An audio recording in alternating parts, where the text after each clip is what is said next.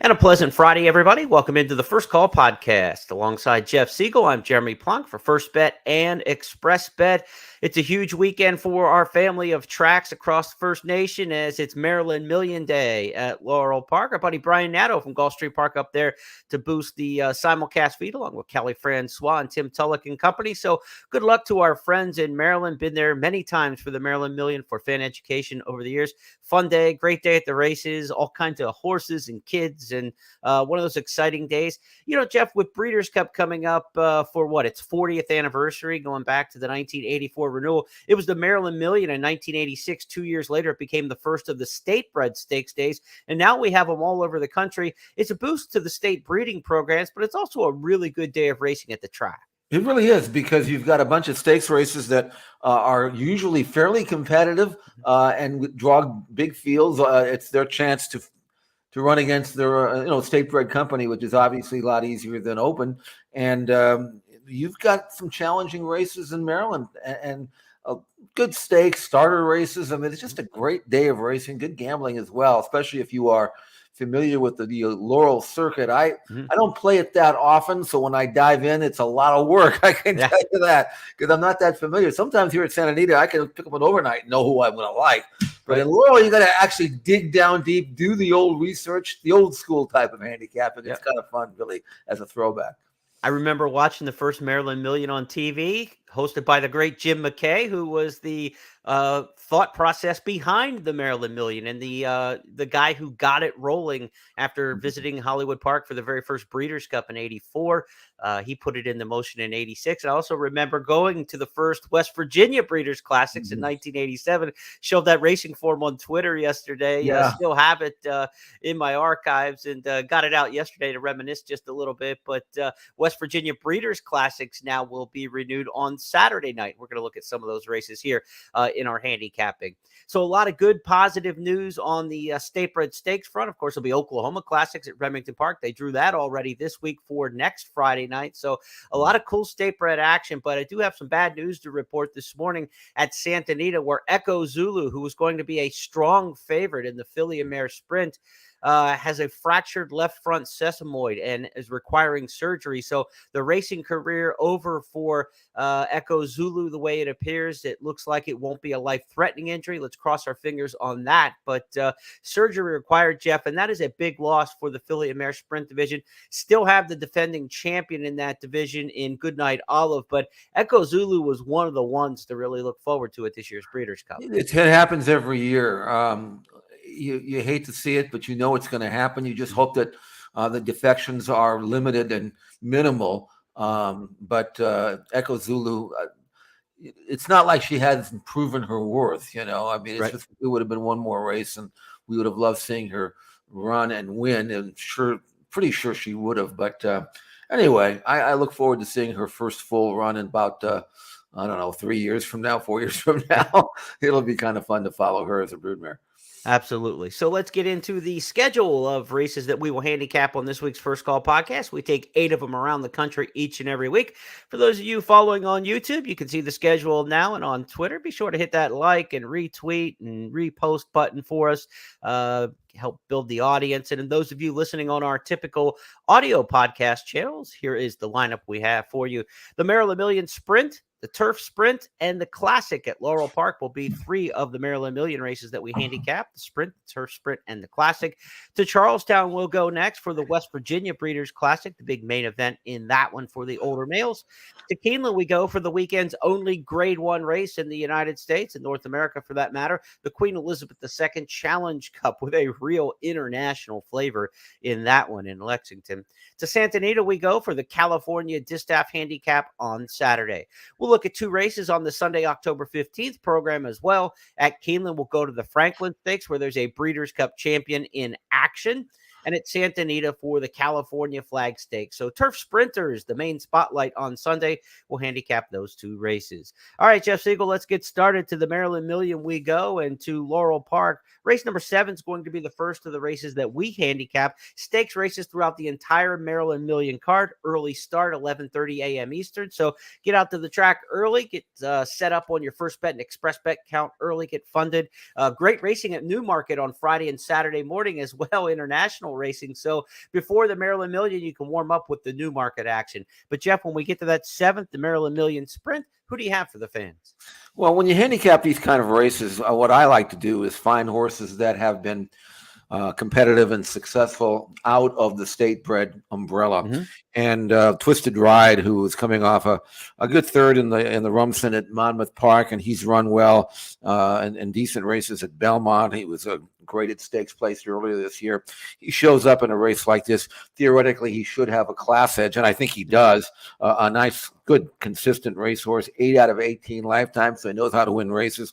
Speed figures that are strong. And I just do think that he's on a bullet work recently. So I think he's spot on. I mean, he's 9-5 in the morning line. He should be favored, maybe even a little shorter than that. But if he shows up with his A game, I think Twisted Ride should be able to outclass this field. You know, when you get these sprint races in the state bred company or even in open company, you're used to seeing veterans who are used to banging heads with each other year after year after year, the 6, 7, 8-year-old geldings. This sprint division for the Maryland Million's got a lot of newer faces to it. You've got a 4-year-old in here, but you've got the 3-year-old like Johnny Z from Albany, who last year won the nursery on Maryland Million Day. And he's turned out to be a nice one as a 3-year-old, coming off a nice allowance win at Pimlico last time out. So there's some fresh faces to this group. You've got Hello Hot Rod, a 5-year-old who's been around, but I believe this is going to be his first appearance in the Maryland Million Sprint. Now, you picked the horse who's a Pennsylvania bred, and some people are going to look at the past performances here and say, wait a second, I thought the Maryland Million was only Maryland breds. If the stallion stands in Maryland and you're accredited to the Maryland Million, you can also be eligible for this series. So he's by Great Notion, Twisted Ride, the horse you picked, by Great Notion. So while the mare was dropped the foal in Pennsylvania and makes that horse a Pennsylvania bred, being by an accredited Maryland Million sire like that in Great Notion makes Twisted Ride eligible for these races. And we'll talk about the also eligibles as it becomes a factor too a little bit later. I guess that's Thoroughbred's version of dual citizenship, right? There you go. Absolutely. And you look like Twisted Ride won the Paige McKinney state bred stakes in Pennsylvania at Parks and now could take down the Maryland Million. So both sides of the Mason-Dixon line. I grew up right on the Mason-Dixon line, so I'm well aware of that dual citizenry going across the state line. Let's go to the Maryland Million Turf Sprint. It's race number 8 on the card. The next up for us and next on the program, 5.5 furlongs here. And when you think of Maryland and you think of sprint races on the turf, you think of Ben's Cat. And the Ben's Cat Stakes was the local prep race here for the Maryland Million Turf Sprint. And it was a good one. We've got the top 2 finishers back in that one, Jeff. Witty and Sky's Not Falling. They were only a head apart last time. Let's give the fans a chance to see that race. And you tell us, do you expect a repeat of that race, or might we be able to shake up the order just a bit? Let's go back to the Ben's Cat Stakes at Pimlico. So the top of the stretch now. Mata on the outside, commanding General. They're head-to-head for the lead. Witty trying to level off, but a little bumping going on there. Prince Pere running on gamely in between horses. Sky's Not Falling, chiming through between horses. Sky's Not Falling and Witty. They're down to settle it. Witty, Sky's Not Falling. Sky's Not Falling, Witty. Nothing between them. Witty, the classy Witty. Sky's Not Falling battles back. Witty, Sky's Not Falling, and Sky's Not Falling came up a head short there, but he's the defending champion in this stakes race. So do we go back to the Ben's Cat result with Witty, or do we take the defending champ in this race, Sky's Not Falling, or are you going somewhere completely else? No, I think those are the two. And I went with Sky's Not Falling this time. He's 2-1 on the morning line. Witty is 9-5, so a little bit better price. The other two things that are in play here, as you pointed out, Sky's Not Falling is a 3-time winner and proven over this course, having won the race last year. 7 starts, 3 wins, 2 seconds, and a third over the Laurel turf course. And, you know, it's not entirely the same as Pimlico. And the other thing is there is a 4-pound shift in the weights in favor of Sky's Not Falling over Witty based on that race. I'm not a big weight fan at all, and I don't know if 4 pounds is going to mean anything, but it's, you know, if you're trying to go for a tiebreaker, you throw it in there somewhere. Right. So sure. I think those are the two. Again, I went with Sky's Not Falling pretty much over the horse for course theory. But Witty's tough. I mean, Witty's one of these horses, again, that has been successful in other venues. And so he's tough. He's a late running sprinter. And I think they'll both kind of meet somewhere about the 16th pole. We'll see who Right. the best horse is again. If we get a finish like we did in the Ben's Cat, we're in for a treat in the Maryland Million Turf Sprint. To the Maryland Million Classic next, it'll be race number 11 on the card, 1 1/8 the distance. And we get this with some of these state bred championship races in the handicap division where they stretch out to 1 1/8 in most states. And that's not a distance these horses often run. I mean, it's a stretch for a lot of these horses, but you're running for a big pot, 150,000 for the Maryland breds and the Maryland sired horses in here. So you're going to take your chance and roll the dice. If you got a good mile and a 16th type, that you can get to the 1 1/8. And really the distance could be key in this spot. Yeah, it could. And that's one of the factors I looked at with the horse that I picked on top here, Double Crown. He's a tough old horse, first or second, 17 out of 39 starts. But he's run it 1 1/8 3 times. He's never hit the board, but I don't think it's the 1 1/8. I think it was just circumstance. Maybe he was in situations that weren't favorable to him.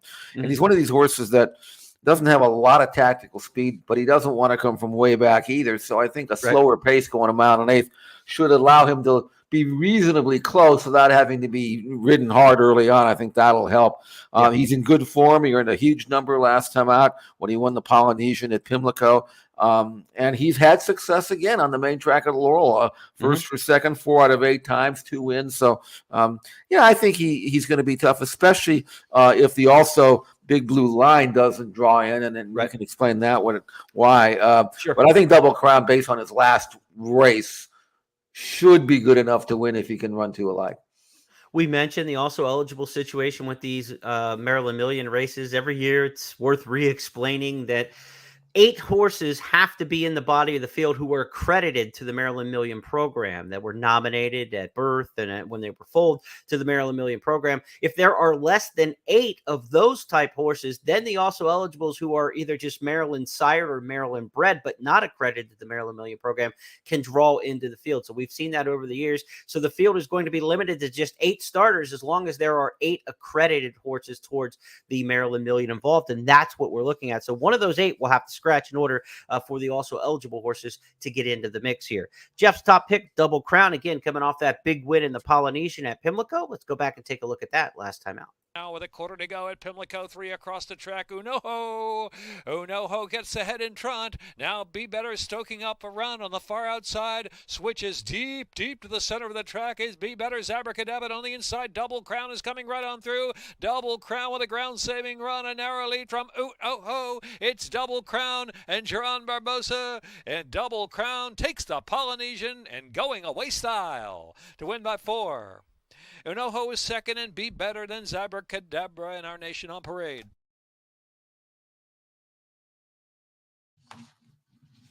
All those percentages on the screen. If you haven't been watching Maryland racing and you tune in this weekend for the Maryland Million for the first time in several months, they've added this kind of artificial intelligence technology that tracks the probability of a horse winning as the race is running.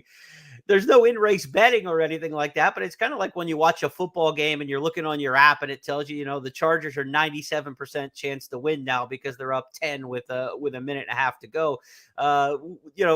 It doesn't pay you off, but it's kind of interesting to follow the percentages as the races are running. You saw deep in the stretch there when your horse Double Crown got the lead, Jeff. He was 97% home to get there. He went from like 15% to 97% really quickly. And we watched enough races to know that's how it feels sometimes. Well, West Virginia was 97% to win yesterday, with 10 seconds to go to beat Houston. So tell me how that worked out, Yeah, exactly. Hail Mary on the last play of the game. If you haven't seen that one, that was a fun finish last night in college football. Our Nation on Parade is the defending champ in this race. He was claimed by Jamie Ness in a very shrewd claim right before last year's Maryland Million. When you have a horse who's eligible for a race like that, and he was up for $50,000 in September at Churchill, that was a good pluck because he came right away, got the winner's share of this purse, which was about 90 grand, and has gone on to a good year this year, made over 100,000. So he's been a very good claim.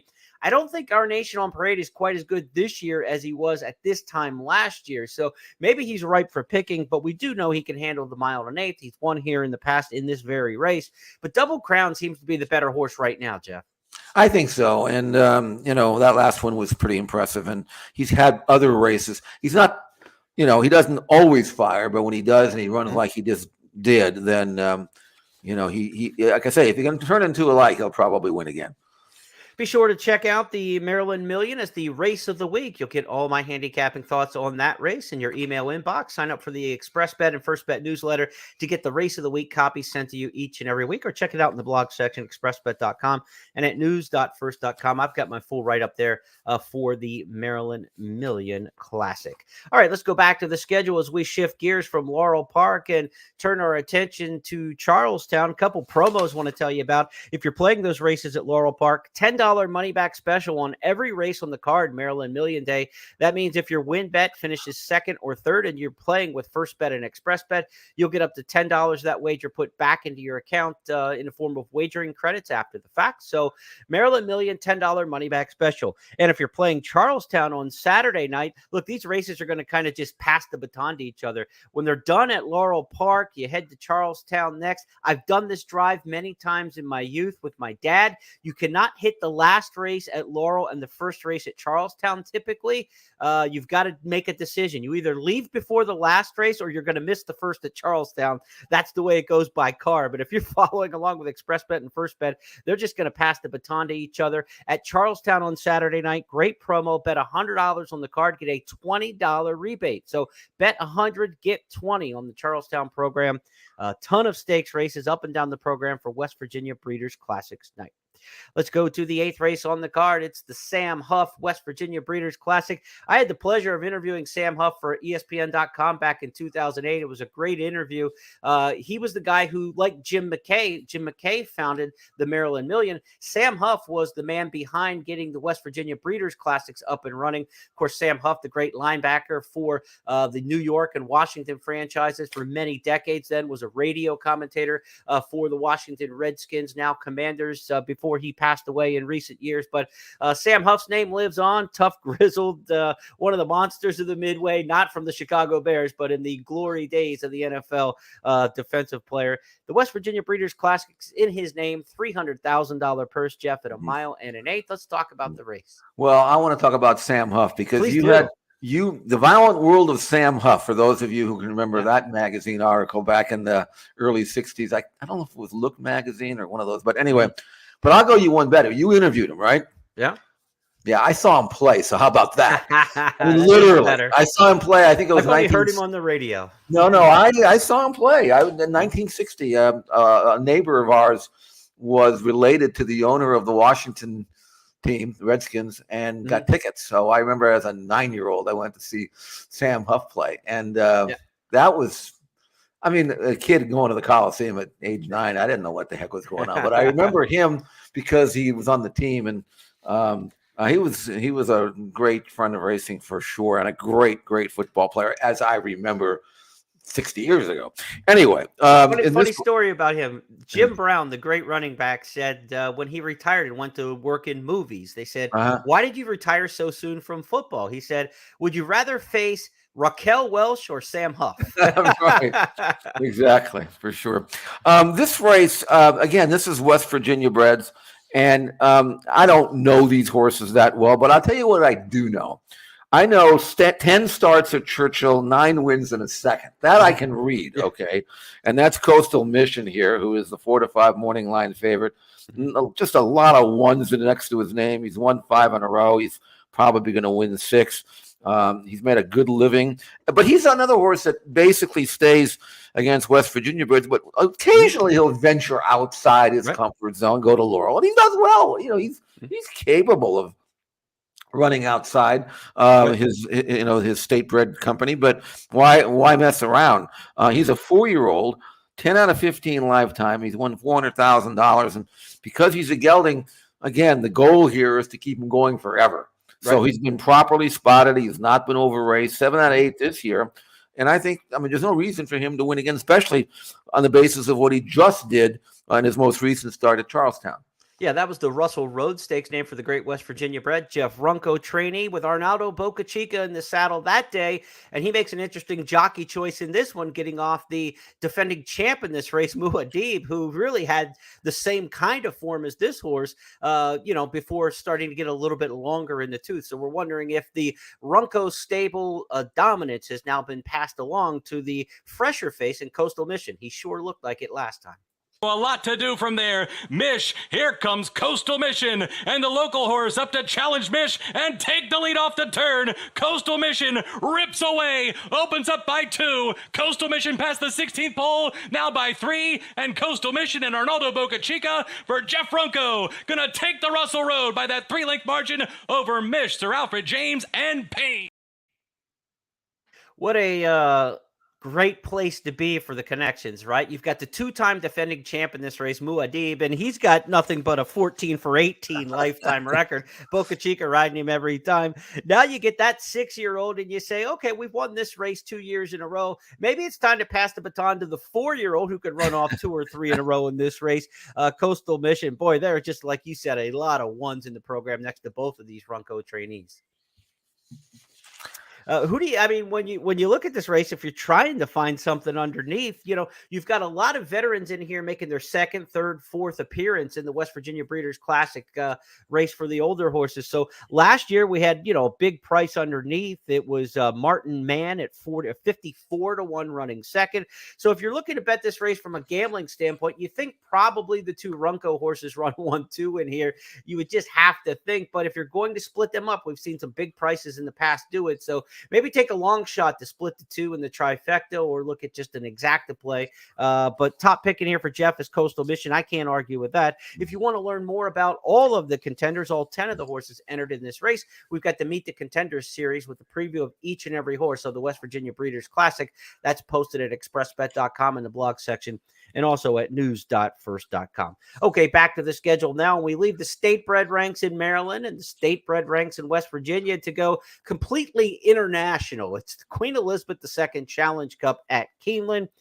And this may have as much international interest in it of any race I've handicapped at Keeneland. Jeff, I've been working Keeneland for the last 15, 16 years now. I cannot remember a race that has this much foreign influence to it. There's always been some good horses come over for the QE2 from England, 1, maybe 2. We might get a horse in for the Turf Mile in the fall, but we do not see this kind of class. I mean, we're talking about Guineas winners squaring off and horses from France and England and all over Europe. This is a fantastic renewal of the QE2.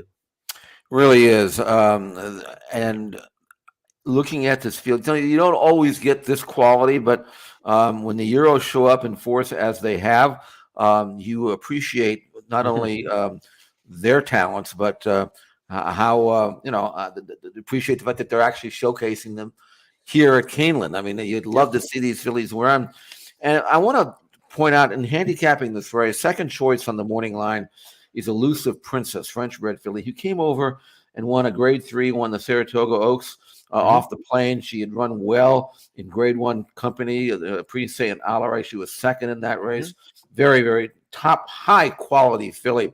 And it's hard to sometimes judge them. You look at the form and it looks really good.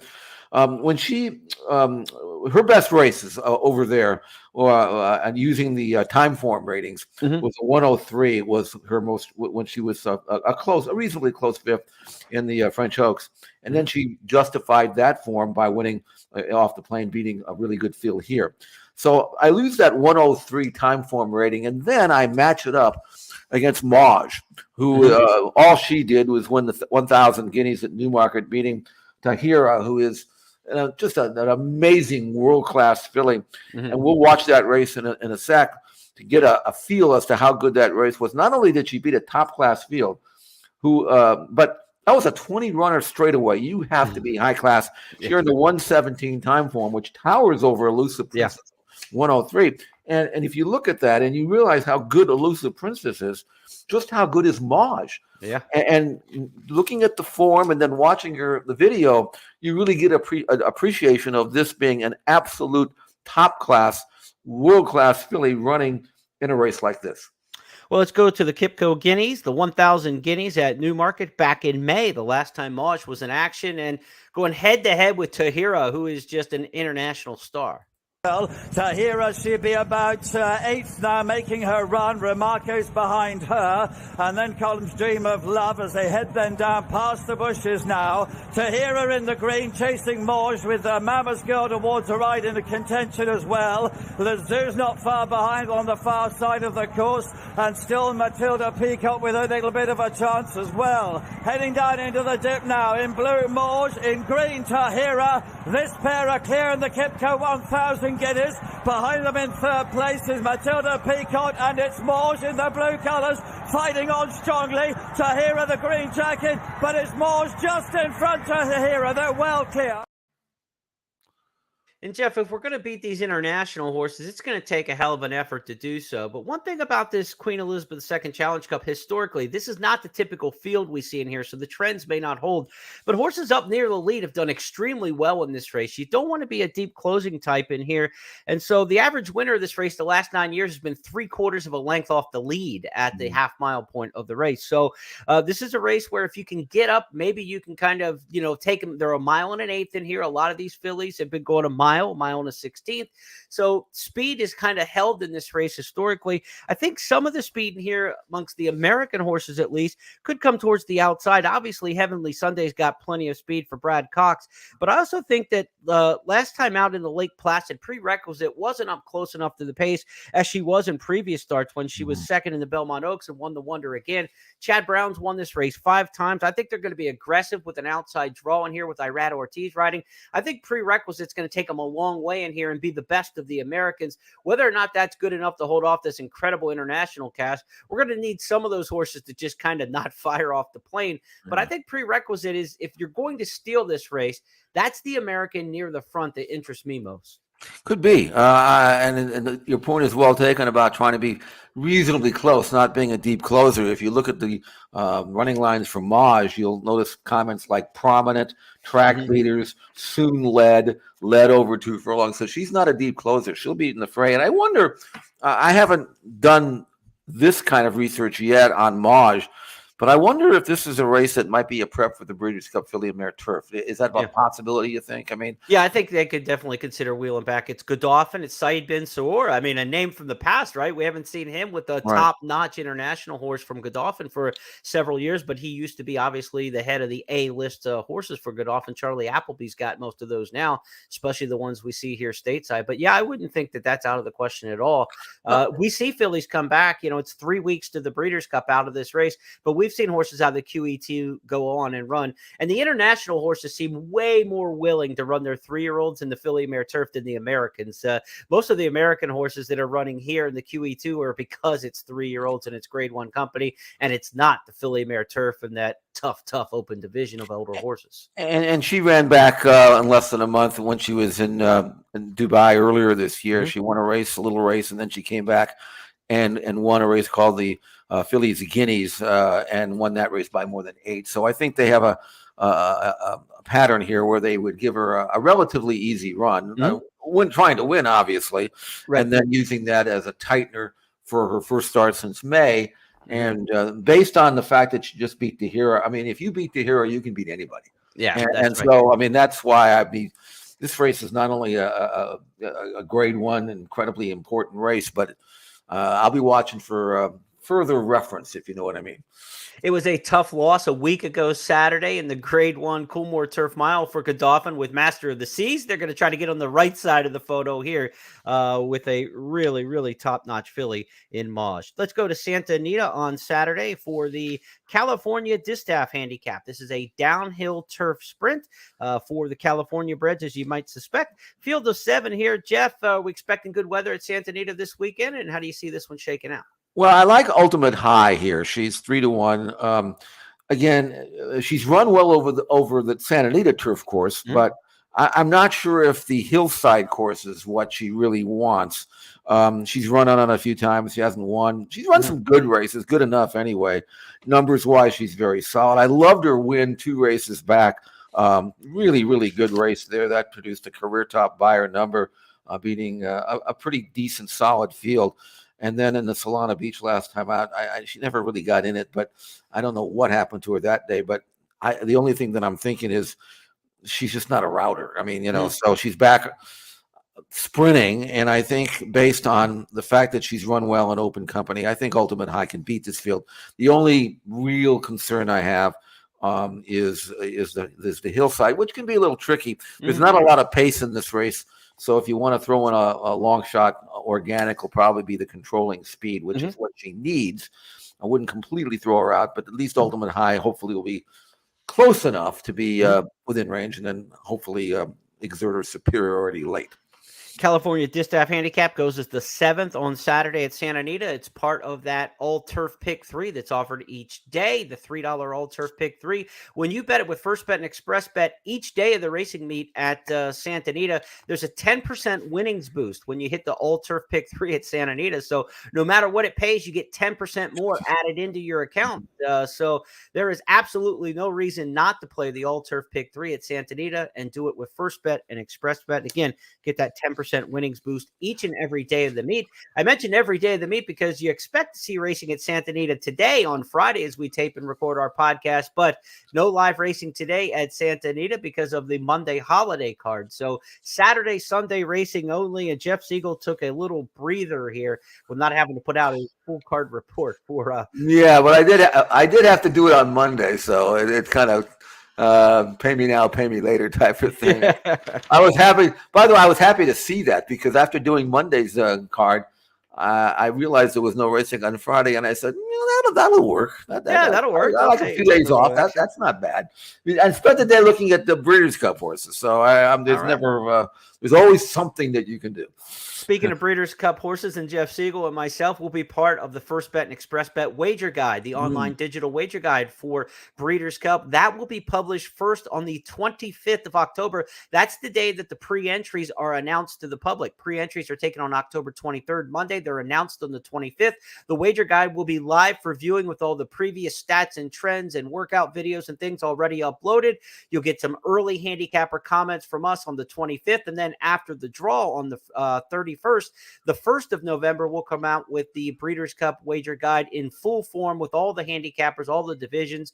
Jeff's going to look at some turf races. I think I've got the Filly and Mare Sprint assigned, and all the handicappers across the first family of racetracks will be taking part. All the folks that you see and play on a daily basis with First will take part in the Wager Guide to help you get ready for the Breeders' Cup Championships. Let's go to some Sunday races now, as we've got 2 left to handicap here on the First Call podcast. To Keeneland we go, and we've got a Breeders' Cup champion in a tune-up for her title defense. That's Caravel. Last year, she won the Franklin before going on to win the Breeders' Cup Turf Sprint at Keeneland. This year, she'll try to do the Franklin and then head west to California. Here she was in her splendor last year at Keeneland. To the top of the stretch here, and it's Caravel who turns for home on the lead. Caravel on top, a length and a half. Highfield Princess and Golden Pal, both with work to do. Artima City Limits and Marati Anna is charging through an opening on the inside. By the 16th pole, Caravel and Marati Anna, these two with creative force, closing in the middle. It is going to be Caravel to win the turf sprint over Marati Anna. She's back on Sunday, Jeff, in the Franklin Stakes, and this is just fillies and mares in this one. She'll get open company when she gets back to the Breeders' Cup, but you've got to think this PA bred looks awfully strong drawing the rail. I think, clearly she loves Keeneland. She's 3 for 3. We just saw her best win. Her most recent race, she was 55 cents on the dollar in the Troy based on her previous form. She can only manage to run 4th, but she just absolutely hated the ground. And this is one mare that really wants it as firm as possible. The faster, the firmer, the harder the grass course, the better she is.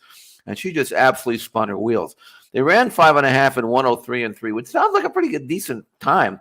But those horses are capable of going in 101 in small change. So that for going 5.5, that course was at 5.5 was at least 10 lengths slow, and she just didn't like it. But I love what Brad's done with her. Gave her some time off, a couple of months off. Right. Using this one as a tightener, just a little bit of a prep over a course he knows that she likes. And the work tab is, very, very solid, very, very healthy. And I expect her to regain her winning form and outclass this field, and then hit the Breeders' Cup Turf Sprint in peak form. There is a lot of speed in this race. She's got the rail. She's going to have to go. Trained Artemis can go. Twilight Gleaming made the lead in this race last year. We know that Wesley Ward trainee can fly. We've got the horse who made the lead in the turf sprint at Kentucky Downs last time in Base Storm involved. And then even on the outside, maybe some cheaper speed, but some dirt speed with BG Warriors. So they might cook early here. But the one thing about this particular turf sprint is we've only got a field of 9. It's not one of those big capacity fields of 12 where position and just the dog fight really gets intense in trying to find a way through. The smaller the field size, I think, in a turf sprint, the more likely the results are to be logical, that the best horse has the best chance to win this, and Caravel can certainly carve out a trip from the rail. The rail would be a tough spot in a 12-horse field, but in a 9 with her early speed, I think it's a good spot for her to be in. We'll see what Tyler Gaffalione does in the saddle and as far as maybe letting somebody else take the lead from her and just try to be best. That's what he's going to do. First of all, she doesn't need the lead to win. Second of all, I don't think they want that kind of a hard, taxing, gut-wrenching type of trip. He'll let her. I mean, this is not the most important race. The next one is. And I think what he'll do is he'll break run-ins, kind of take a hold, settle, sit third, fourth, whatever it needs. Let her run the last quarter of a mile. She can win that way. The race sets up for her that way, and it won't take that much out of her. So don't be worried if going into the far turn she's not in the front, because she doesn't need to be in the front. And a great filly like that who can be near the front and put others away, can dishearten those other front runners. This sets up beautifully for Wakanaka to come along and run second. This should be a 1-2 exacta as many times as you could punch it. We used to have this one deal at Remington Park when I worked there. It was the Arby's Wagering Challenge. Arby's fast food restaurant used to sponsor it. You had a minute to call out as many bets as you could and get them in a minute. And the teller would be sitting there like punching it like crazy as you go. And this is like one of those Arby's challenge. You say 1-2 as many times as you can say in a minute before they tell you to stop betting. I think that's how you play this exact. I just think it's kind of one of those that take whatever they give you on it, and it'll be Caravel on top and then Wakanaka closing against all the other gassed horses. 1 for 1 on the course, Wakanaka, horse for course there, And if for some reason, maybe that Caravel doesn't settle and gets involved in the mix, maybe Wakanaka could be the upsetter in here. That's the way you're going to beat her. You're not going to beat her by outrunning her wire to wire. That's one thing I feel pretty confident in. If she's to get beat, it's to somebody from behind who would come and take advantage of the pace situation. Let's go to the final race of our handicapping challenges this week. It's the California Flag Stakes. We stay with yet another turf sprint. Final 3 races we handicap on the card on the program today. All turf sprints. Of course, we had the Maryland Million turf sprint earlier on the program as well. The California Flag is for the California bred colts and geldings. The California Distaff earlier that we talked about on Saturday at Santa Anita was the filly and mare version of this race. 6.5 furlongs down the hill. You got Brickyard Ride, the old veteran. We talked about those horses at Charlestown that have a lot of ones in their PPs. How about Brickyard Ride with his 13 career victories? Salute to that old 6-year-old. Yeah, and he's 3 out of 5 on the course, and he's going to bust out from the rail and go. But I'm not sure at this age and with all the hard races he's had, he's quite as good as he used to be. Right. Whereas I know Kings River Knight is. Kings River Knight is a really tough and durable horse. How about first or second? 11 out of 12 career starts, proven over the course. And while he's been primarily a miler throughout his career, and he's had very few sprints, I've always thought he would be just as good sprinting as routing. And he actually ran really well when he got beat a nose on the Sensational Star over this course and distance earlier this year. He just won a race at Los Al on the dirt. So he does everything: dirt, turf, sprint, routing. It doesn't matter to him. Always with that good tactical speed that keeps him out of trouble. And I think, and of course, the old theory here is that if you're a miler, you're basically a hillside specialist. The milers make the best hillside runners. And Kings River Knight, I think, is part of that statistic. Juan Hernandez, who's the best rider out here by a mile, is going to be on him again. And you look at his form, look at his record with this horse. So Kings River Knight to me is a strong selection here. Breeze in 59, bullet work, fastest of 40 since last race. So he's spot on. Kings River Knight to me to win the California Flag. All right, let's go out with a winner in that one at Santa Anita. Coming up this weekend, if you like to play handicapping tournaments, of course, ExpressBet is the place to be, the best online handicapping tournament site out there. A couple chances to play Friday. There is a $200 Keeneland Fall Feeder, a $200 feeder tournament today, Friday, for Saturday's big one, because it's Saturday on track at Keeneland. They've got the Fall Breeders' Cup Betting Challenge Championship there, $3,500 high roller tournament. So if you can't make it to Keeneland and you don't want to pony up $3,500, you can play today in a $200 feeder and get entry into tomorrow's big one. Play it online. You can play the final on Saturday online as well. And if you just want to play that handicapping championship on Saturday, the $3,500 BCBC challenge at Keeneland, you can do that through ExpressBet as a satellite of the on-track tournament. So a great opportunity there to play. And of course, if you're into some more lower rolling handicapping tournaments, Sunday at Santa Anita, we've got an $80 feeder to a later tournament at Santa Anita in our Fall Challenge series. So Sunday handicapping tournament at Santa Anita, just $80 to play. And you can put Jeff's pick there in the California Flag Stakes into live action. Great racing coming up this weekend in Maryland and West Virginia and Southern California. Of course, Gulfstream Park and live racing action, as well as everything we've got around the country at Keeneland, gearing towards the Breeders' Cup. It's a great time of year, Jeff. We hinted on this podcast last week that I had a big sports day coming up just 24 hours away. It's an easier week in the sports Saturday to relax now. Sooners are off this week after the big win against Texas. And last night, the Phillies, they put the clincher on, and they were wearing the old powder blues and the maroon in an ode back to the Mike Schmidt, Manny Trio, Gary Maddox, Sarge Matthews days. And it was nice to see the Phils clinch last night. They'll take on the Diamondbacks, but we don't play again now till Monday. So I've got a sports weekend where I can just soak in the horses. Good for you. I've got a tough game tomorrow up at Oregon State with the Bruins. Yes.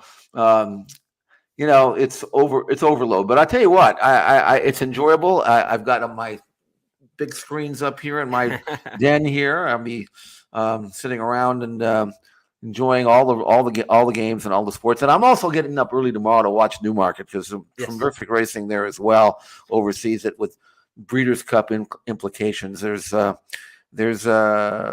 just a great gambling this weekend, and it's a great time of the year. So good luck with your Phillies. And I don't have any great affection for the Arizona Diamondbacks, so I'll be rooting for you if nothing else. I don't have any dog in the fight, but I'll root for you there.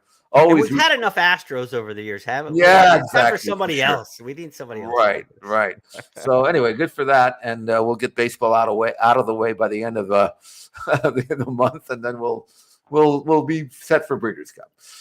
On behalf of everybody with First, have a great Maryland Million Saturday. Enjoy that in the Free State. And Jeff Siegel and I will be back on Tuesday to recap it all on our weekly It's Official podcast. Good luck, everybody.